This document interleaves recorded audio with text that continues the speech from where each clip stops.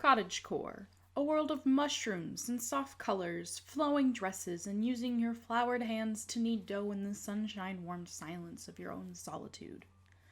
How does this picture have the same comfort as the barren lands of a post-apocalyptic landscape? How does the remnants of a past life clinging desperately to the ashes of a forgotten world bring about the same kind of peace as that morning song picture above? Cottagecore, as defined by the dictionary, is an aesthetic or imagery inspired by old-fashioned rural lifestyle characterized by rustic decor and fashion, a revival of handicrafts, etc. There are many representations of cottagecore that we can see. We can see it on Tumblr, we see it in video games. Minecraft is a good example of something that could be cottagecore.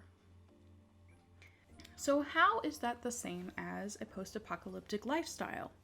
There are many representations of post-apocalyptic life. Obviously, it's an entire genre. But the one I'm going to be focusing on today specifically is what is called soft apocalypse. Soft apocalypse is characterized by abandoning our modern way of living.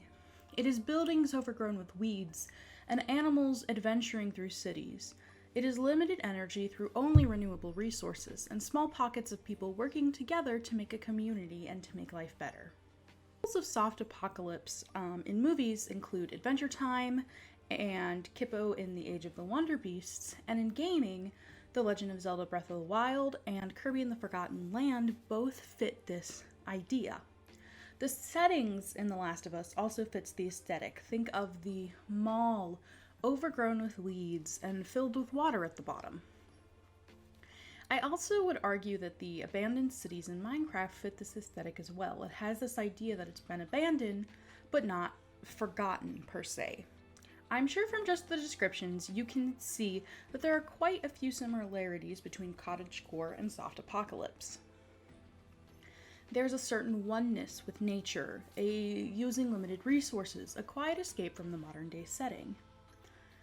But it wasn't the open fields of Breath of the Wild or the moss-covered stones of Kirby and the Forgotten Land that inspired this realization in me. In fact, it was the setting of Fallout 4. I know that doesn't make any sense, but hear me out. I personally love the looting aspects of games. I love the looting and building aspects of RPGs, especially like Fallout 4 or 7 Days to Die. I will not fight zombies in 7 Days to Die unless I have to.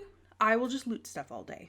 Most of the time I do not play these kinds of games properly. I don't even play Minecraft properly. I loot. I find places to loot. I build a base far away from other people and perceived dangers, and I keep to myself. And I think that idea of solitude and looting is what ties these two ideas together. Because looting is using the resources that already exist in the world in new and exciting ways. It's not illegal. There are no other people, so there aren't really any rules. You're just finding what was there and using it. The idea of solitude and no rules is also what makes soft apocalypse comparable to cottagecore. There's no rules of conduct. There's no social cues to follow and be careful of. As a neurodivergent person, there is a deep peace in the solitude that I find hard to explain. There is comfort in the abandoned buildings of Fallout 4 because I know that I can take what I need and I can have what I need, and I don't have to try and interact with other people to get it. I am in control of my own fate, and basically the universe provides what I need. After fighting the initial worries of whatever caused the apocalypse in the world, whether it's zombies or mutants or nuclear warfare, whatever, once people come together and find a safe place to exist, their first order of business is establishing a home, a garden. They find a rural lifestyle with rustic elements. They handcraft things. There are small farms. They tame animals. And here is the boundary where cottagecore and soft apocalypse meet. The former is a result of a person pulling away from modern settings and society, finding solace in themselves. Just like a harpist might play music only for themselves in a quiet room. The rest of society still exists, but they just kind of step outside of it. Post-apocalypse, on the other hand, is nature forcing its hand.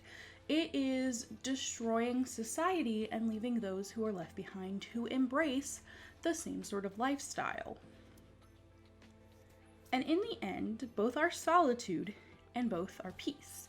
If you'd like to see a really great video on why Minecraft is a cottagecore game, click the annotated box right here to see the video that kind of helped inspire this one. Thank you so much for watching. Please let me know your thoughts down in the comments below. Do you think Soft Apocalypse and Cottagecore are the same? What do you think of post-apocalyptic settings? Do you find the solace and solitude that I do? Be sure to like this if you liked it and subscribe for more content like this. Thank you so much, and I hope you have a wonderful day.